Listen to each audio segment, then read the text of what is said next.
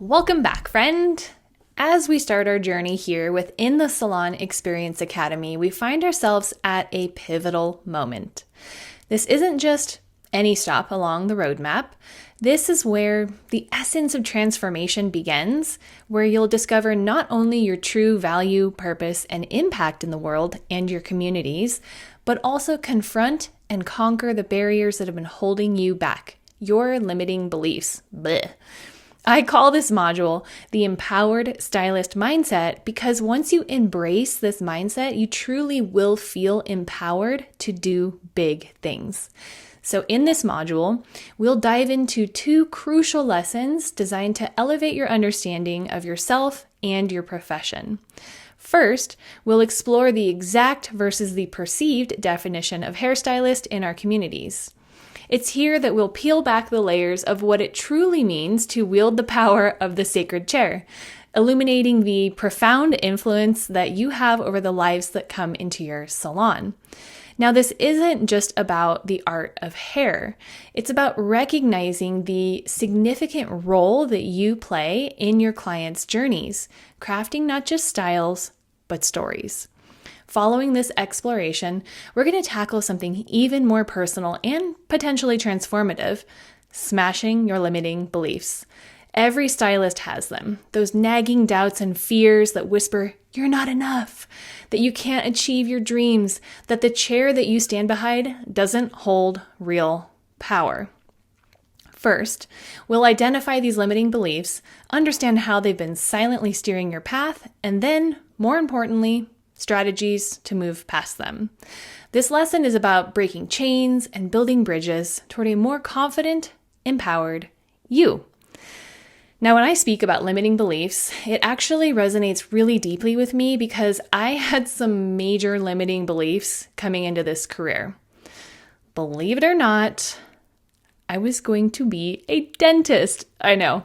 But from as early as fourth grade, that's what I thought I was destined to do for a living. Until the day where my dreams were crushed and rebuilt in an instant in a way that I could have never predicted. Okay?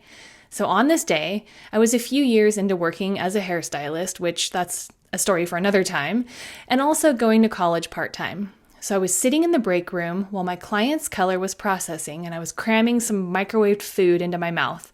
Since I had a few minutes, I decided to check my email. Now, I had been anxiously waiting for a letter from FAFSA to tell me if I was going to get financial aid.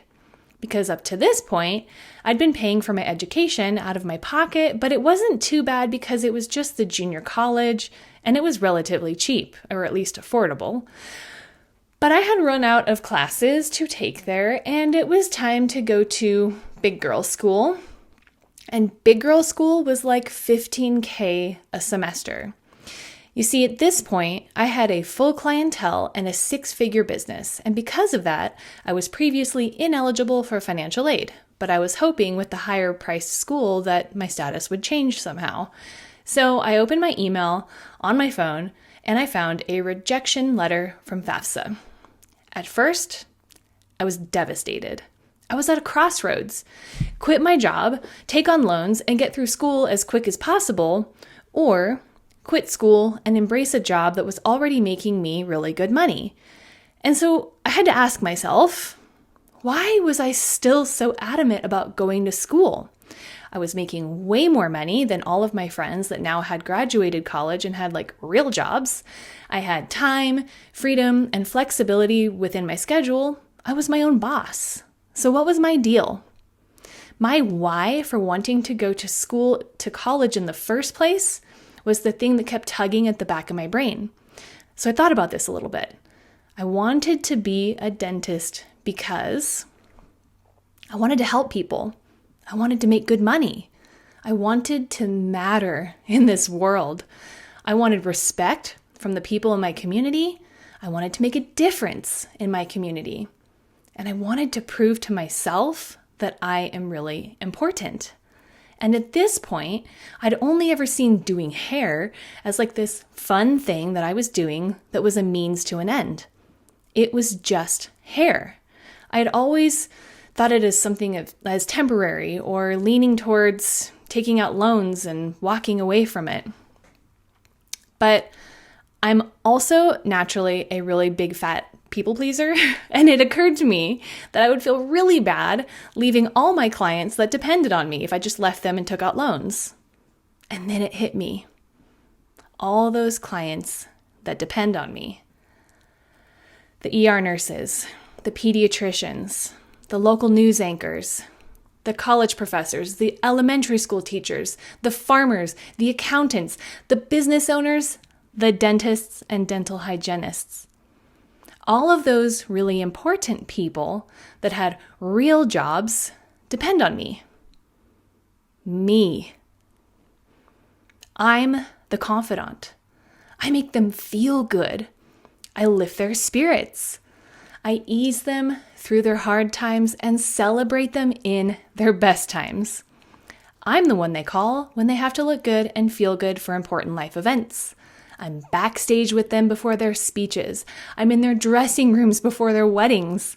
I make them feel human again after they have their first baby. I remind them they're still beautiful when they're losing their hair. I help them reinvent themselves after breakups. I support them through tragedy. I am their safe space.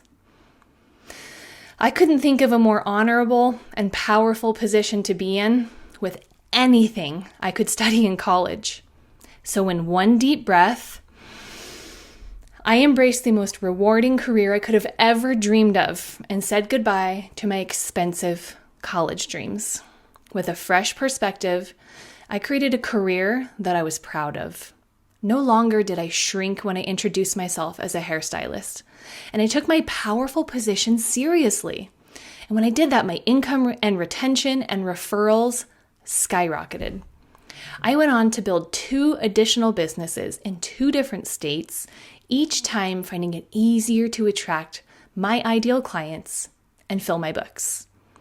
So by recognizing my sacred role of the hairstylist, I unlocked a fulfilling and wildly successful career behind the chair. It still gives me goosebumps.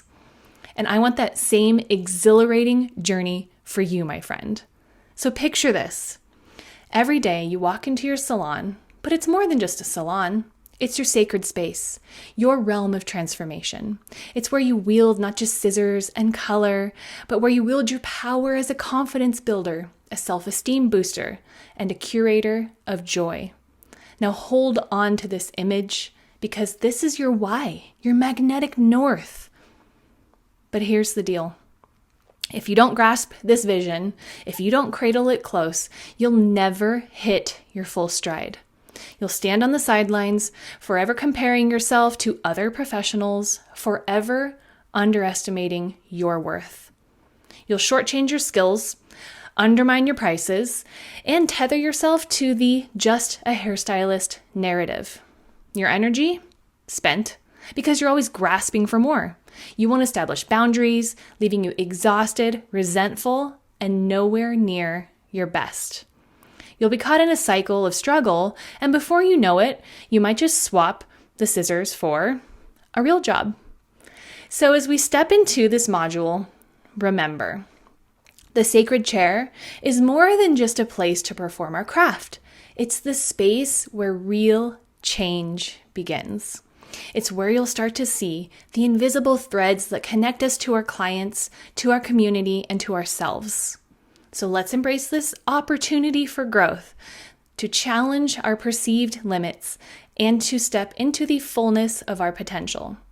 Together, we'll uncover the true power of your chair and your ability to transform lives, starting with your own.